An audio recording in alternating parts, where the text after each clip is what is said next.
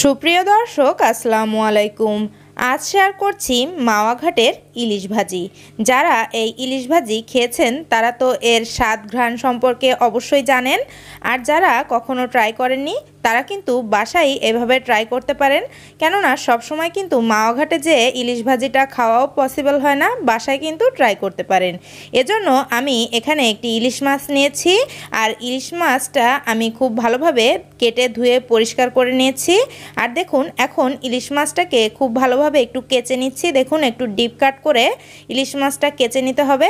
এতে করে ইলিশ মাছটা যে আমরা মশলা দিয়ে ম্যারিনেট করব, মশলাটা খুব ভালোভাবেই ইলিশ মাছের ভিতরে প্রবেশ করতে পারবে, আর খাওয়ার সময়ও কিন্তু খুব ভালো লাগবে। আর আজকের আমার ইলিশ মাছটার আনুমানিক ওজন 400 গ্রামের মতো। আর আমি ইলিশ মাছটার দুইটা পাশই কিন্তু খুব ভালোভাবে ডিপ কাট করে একটু কেচে দিয়েছি। এখন আমি ইলিশ মাছটাকে মশলা দিয়ে ম্যারিনেট করব। এজন্য প্রথমেই এখানে দিয়ে দিলাম স্বাদ মতো কিছুটা লবণ, এরপরে দিয়ে দিচ্ছি 1 চা চামচ পরিমাণে হলুদের গুঁড়ি, আর দিয়ে দিচ্ছি 1/2 চা চামচ পরিমাণে মরিচের গুঁড়ি। এবারে এই গুঁড়ি মশলাগুলোকে আমি সামান্য একটু পানি দিয়ে মেখে নিব। আর মাওয়া ঘাটে কিন্তু খুবই সামান্য পরিমাণেই মশলা দিয়ে মাছটাকে ম্যারিনেট করা হয়। ইলিশ মাছে কিন্তু খুব বেশি মশলা দিয়ে ম্যারিনেট করলে ইলিশের যে স্বাদ ঘ্রাণ, ওই আসল স্বাদ ঘ্রাণ কিন্তু পাওয়া যায় না। এই সামান্য মশলা দিয়েই ভেজে দেখবেন ইলিশের স্বাদ এবং ঘ্রাণ দুটোই অটুট থাকবে। আর এখন আমি মেখে নেওয়া মশলাটা দিয়ে দেখুন মাছটাকে খুব ভালোভাবে ম্যারিনেট করে নিচ্ছি। আর যে কাটা অংশগুলো আছে, ওই কাটা অংশগুলোর ভিতরে একটু করে মশলা একটু দেখুন হাত দিয়ে এভাবে লাগিয়ে দিতে হবে। আর এভাবে করেই ইলিশের দুটো পাশই আমি খুব ভালোভাবে মশলা দিয়ে ম্যারিনেট করে নিব।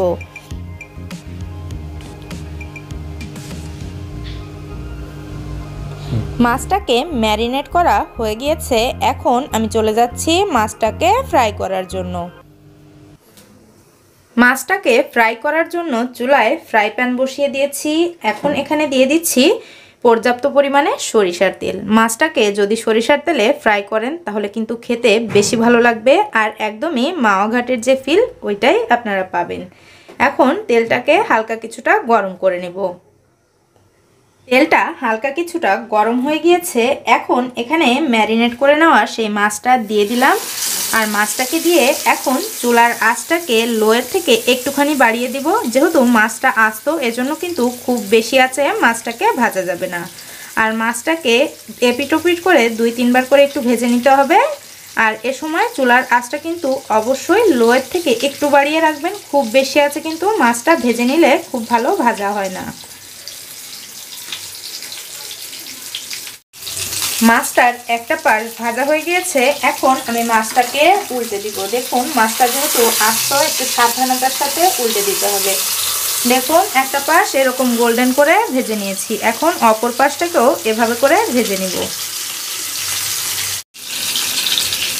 মাছটা ভাজা হয়ে গিয়েছে, আর চুলার লো আঁচে আমি মাছটাকে মিনিমাম 10 থেকে 12 মিনিটের মতো ভেজে নিয়েছি। দেখুন, এরকম কালার করে আমি মাছটা ভেজে নিয়েছি। এখন মাছটাকে আমি চুলা থেকে নামিয়ে নিচ্ছি।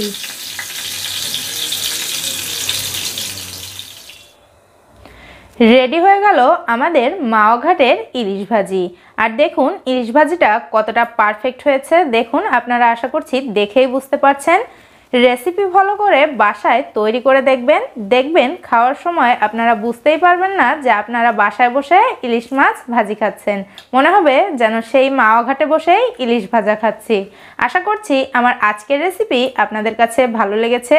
রেসিপি ভালো লাগলে প্লিজ লাইক, কমেন্ট, শেয়ার করতে ভুলবেন না। আর এরকমই সহজ রেসিপি পেতে প্লিজ আমার চ্যানেলটিকে সাবস্ক্রাইব করে আমার সাথেই থাকার অনুরোধ রইল। সবাই অনেক ভালো থাকবেন, আমাদের জন্য দোয়া করবেন। আজ এ পর্যন্তই। আল্লাহ হাফেজ।